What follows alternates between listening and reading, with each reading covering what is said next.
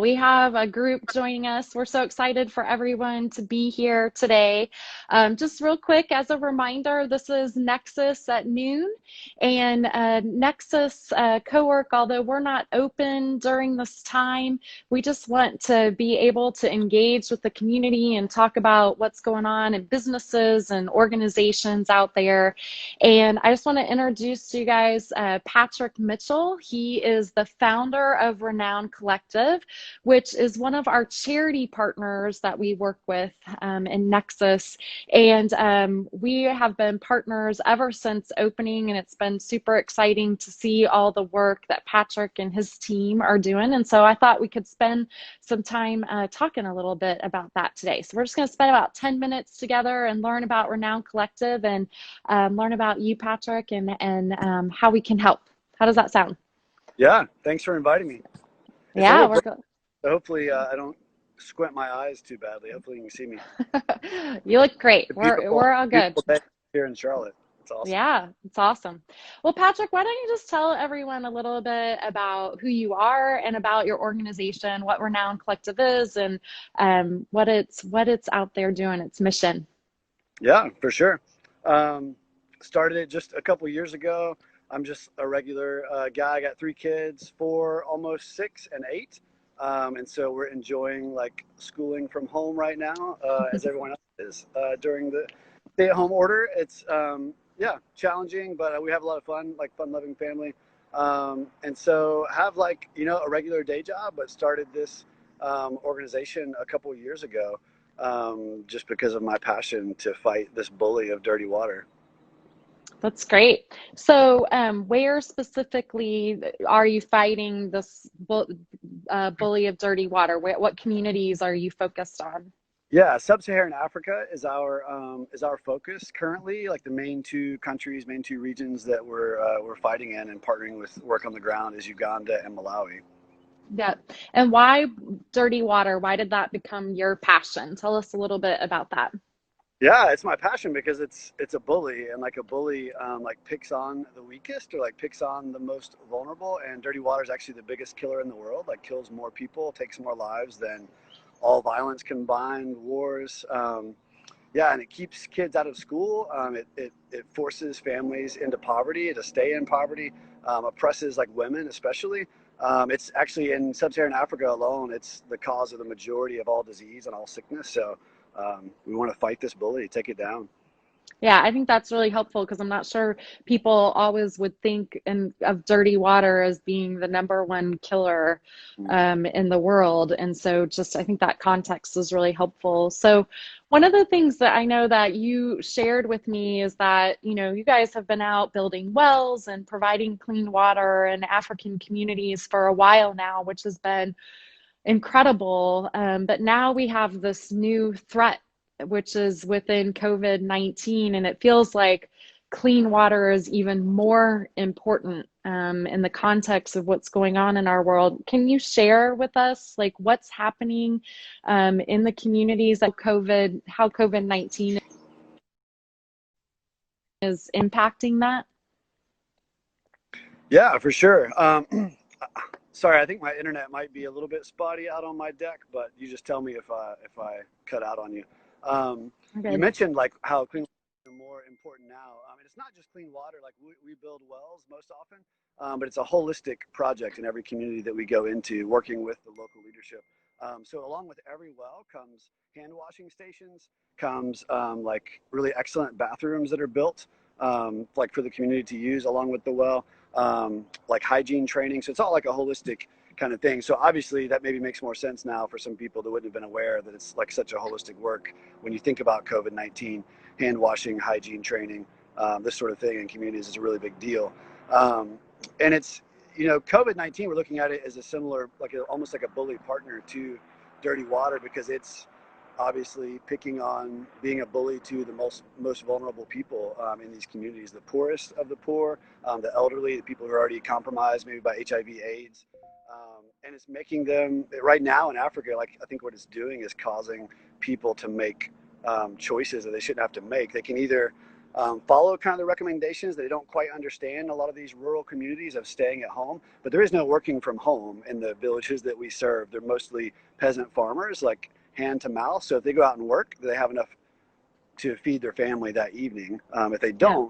don't. So they can choose between starvation or potentially, dying from this disease that is about to hit Africa really hard. The World Health Organization just kind of told Africa, like it's projecting that it's going to be by far the hardest hit region, like of all the continents. It's probably going to be a really long, just to kind of Africa to brace itself for a really long season, simply because there's so many kind of compromised health immune systems there without really the resources to deal with it.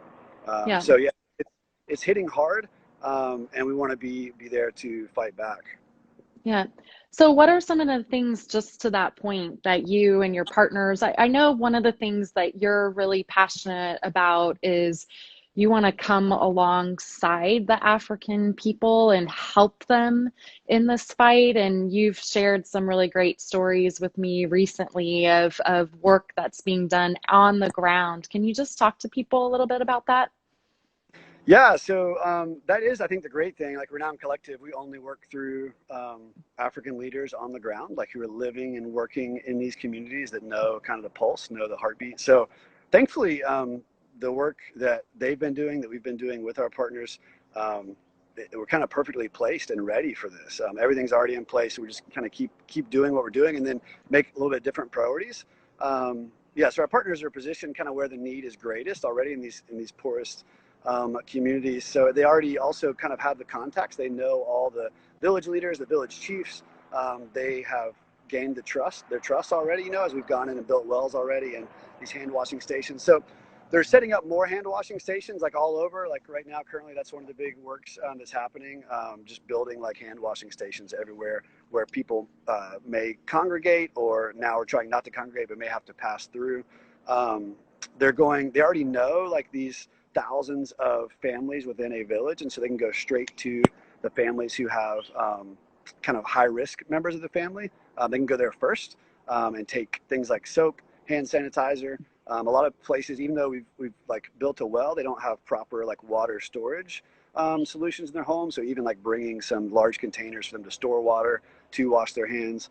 Our partner's doing an amazing job translating materials from the World Health Organization into local dialects, or just, a lot of these African countries have dozens of languages within the country. They're just not always readily translated materials. So they've been hard at work doing that. And then just communications is so difficult. It took a really long time outside of places like where our partners work to just disseminate the information from the government to these places that don't have access to electricity.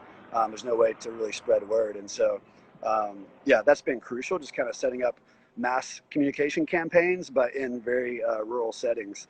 It's been a lot of hard work. And then schools closed on March the 23rd or thereabouts, like in the countries that we work in. And so we support a lot of orphans to be able to attend school.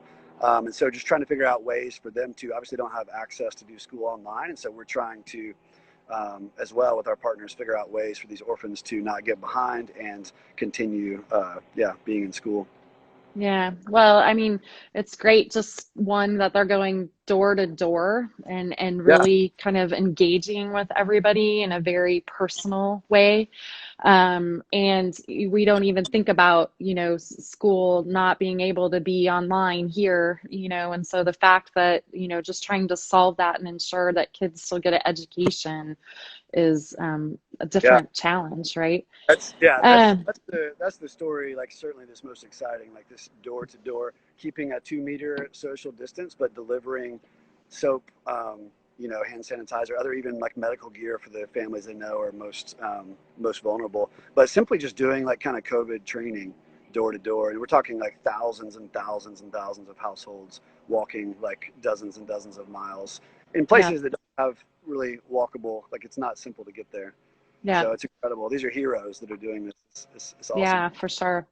So one of the things, and we're about done with our time, but I think that so many of us there's a challenge, we feel like there's just some big issues out there, and you don't really know like how personal it can really be. And you talked a little bit about this, but do you just have an example of, just how it is personal, and that, what people are feeling on the other side of donations, and how your organization is helping?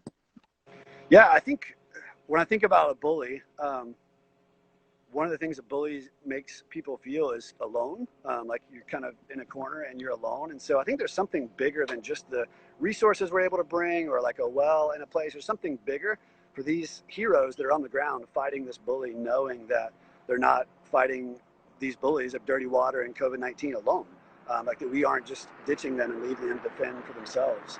Um, yeah, so it's I don't know, it's more than a donation, but it's like another human being locking arms, and joining them in the fight. I got this message from a partner, like we've been in constant contact with our partners in Uganda and Malawi especially. I got this message just last week.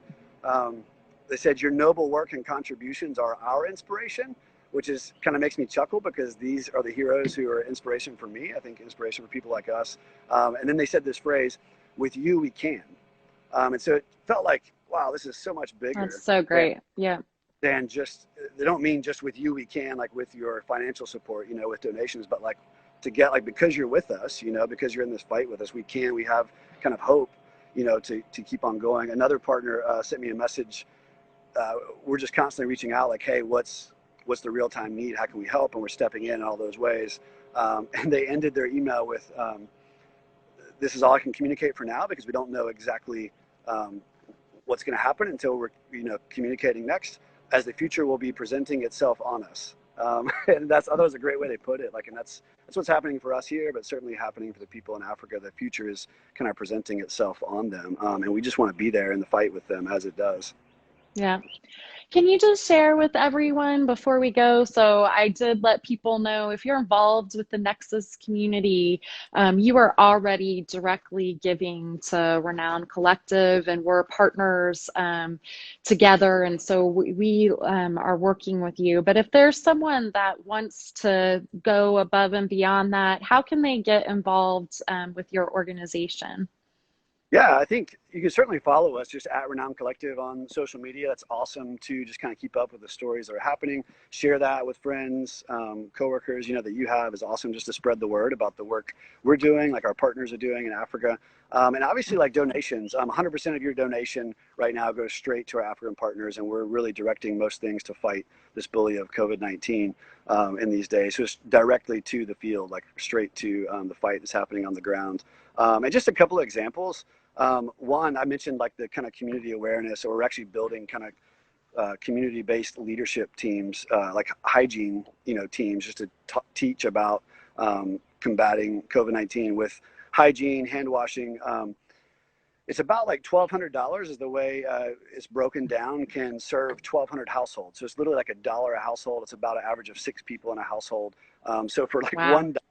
$1 can take kind of this door-to-door life-saving awareness, as well as the soap, the sanitizers, the water storage. Yeah, so 1,200 roughly households in a whole village. So for about $1,200, we can kind of take this into a village, which is, I don't know, it's something simple to wrap your mind around when you think $1 per family or per household. If I don't know, some people might think like, oh, when you put it, you can literally, $1 could potentially save the lives of some people in a household. Yeah, that's great. Well, thank you so much. Just remember, you guys, you can follow Patrick, Renown Collective, on Instagram, on Facebook. You can also follow Patrick himself, and they're also always giving you great stories about what's going on and how you can get involved and help. And we just are so thankful and grateful to have you as a partner of Nexus. So thanks for your time, Patrick. Really appreciate it. Have a good day, everybody. Yeah.